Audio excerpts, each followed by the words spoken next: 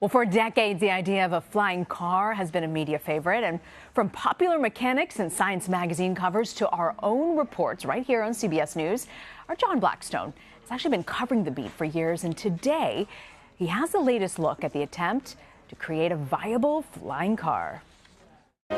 Marcus Ling calls his invention a personal aviation vehicle, an electric aircraft so easy to fly, he says, you need little training and no pilot's license. When you press the thumbstick to climb with this, you have absolute full control. Ling gave CBS This Morning an exclusive tour of the secret Silicon Valley facility where the craft he calls Blackfly is being built. His breakthrough invention, What we're going to do is we're just going to run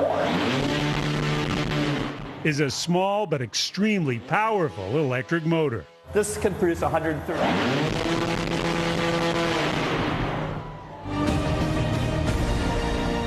Ling claims the 8-motor single-seat aircraft has actually flown thousands of miles in test flights controlled from the ground before they ever put people in the cockpit. We first flew 10,000 miles. We did 1,000+ flights. All autonomous. Autonomous, and we had a payload of 200 pounds. So what are the safety features? First of all, you have to start off with the technology and some magic buttons like a return to home button for people who fly for the first time. For decades, flying cars have been part of a future that has never quite arrived. So this was the commuter. This would have been the helicopter in everybody's garage. The Hiller Aviation Museum in Silicon Valley displays several flying cars that just didn't get off the ground. The technology wasn't there because they didn't have the computers. And now the computers can actually manipulate the controls. Now, companies around the world are developing flying cars. Google co-founder Larry Page is supporting 2 flying car projects. Uber is working on flying taxis. Marcus Ling wants Blackfly to be on sale next year, so anyone can buy it. What are we talking? Price of a luxury Mercedes? Price of an SUV. Price of an SUV. How long will it take to learn to fly one of these? You know, in the simulator, in 5 minutes. Alan Eustace, former vice president of knowledge at Google, is on Blackfly's board of directors and knows about flight. He was carried by balloon into the stratosphere, then parachuted nearly 136,000 feet, breaking a world altitude record in 2014. He's almost as excited about Blackfly. And I've noticed in my career that things go from impossible to inevitable in a very short period of time. It's no longer technology standing in the way, he says, but rather regulations governing flight. There's regulatory issues to deal with, but you know, in theory, right now, you could take this vehicle, you could put it out here, you could fly it to San Francisco, and you could be there in, 8 minutes. Under current federal regulations, Blackfly is classified as an ultralight aircraft, meaning it can't fly at night or over urban areas. It can travel just 25 miles on its electric batteries. But the joy of flight that was great. Seems unlimited. They're just incredibly fun to fly. Instant gratification. Wow. And John Blackstone joins me now from San Francisco. John, you've been covering flying cars for nearly a decade. I'm sorry, we just couldn't resist. We had to open up the CBS News vault, and we had to pull this clip from 1988. You're right. If you do the math, it's more than a decade. It's 2 decades. I want to actually pull a clip from the evening news from back then to show folks just how long you've been covering this. One of the stars of this year's Philadelphia Auto Show is not an automobile at all, but a flying saucer.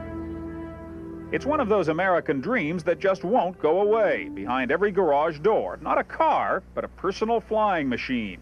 It's a dream more widely pursued than you might imagine. If Detroit thinks it has problems with Japanese imports, wait till some of these come on the market. Who is that guy there, John Blackstone? It's so great to see you there. How far have we come, though, since Marcus Ling's invention of trying to differentiate himself from others? How has that attempt gone? Well, computers have made a big difference, and Marcus Ling's development of this very small, powerful engine, powerful electric engine has made the big difference. He was working on paper 9 years ago, and he did some calculations given the technology that was available, and he said, no, this can't be right. I can't get this much power out of a small engine. Did the calculations another way. It looked like it was right. He did the calculations again. He said, I can do this. Nobody believed him. For 9 years now, he's been working on this, and he's developed this very powerful engine. You put that, this very powerful electric motor, you put that together with the battery technology we have today, that's what makes this possible. Yeah, that's the great thing about innovation. It's impossible until someone actually makes it happen, and then everyone's a believer. But what I don't understand, John, is that, Lang believes that the vehicle might be priced at your average SUV. I actually think that it would be more expensive for something like this. How is he able to get to that price point? Well, one of the things to realize about this is that in many ways it's easier to build this aircraft than it is to build a car. There's these 8 motors on it, and there's some batteries. That's it. It's a very simple construction. One of the problems with flying cars has been that they've been very complicated, trying to make something that's both a car that drives along the road and then, flips out some wings or something like this and can fly. That's a very complicated proposition. That's why the people who are looking at flying cars now really don't call them flying cars anymore.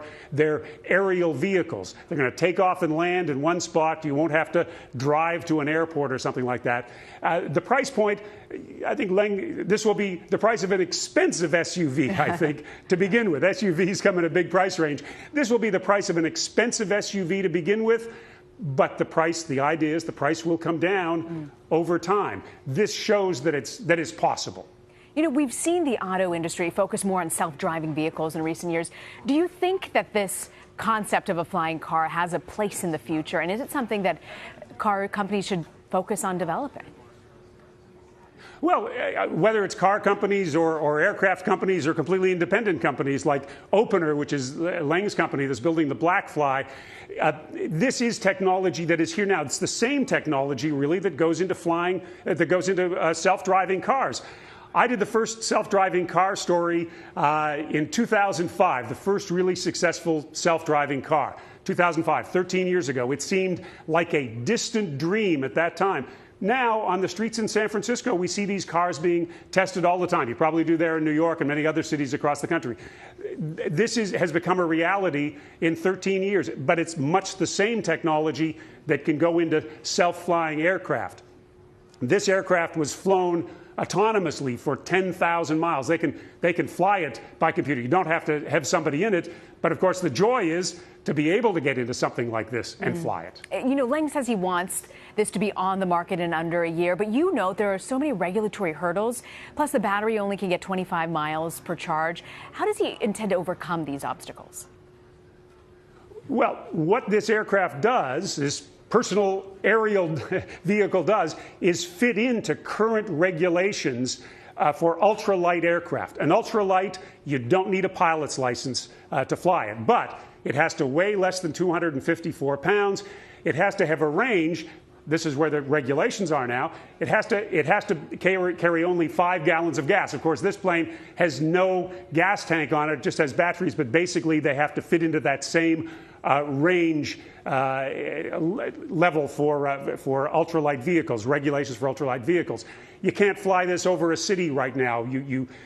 There are regulations, but this has been designed to fit into those regulations, and then hoping that the regulations can be expanded so that once this technology is proven, again, much like self-driving cars. A couple of years ago, you couldn't have self-driving cars on public roads. Regulations have caught up. Now you can. Such a good point. Boy, will I be the coolest mom driving up to soccer practice in one of these, John? Hope there's... You will be. You won't be able to take your kid, though, because there's only one seat. Okay. Well, there you go. John Blackstone, great report. Thank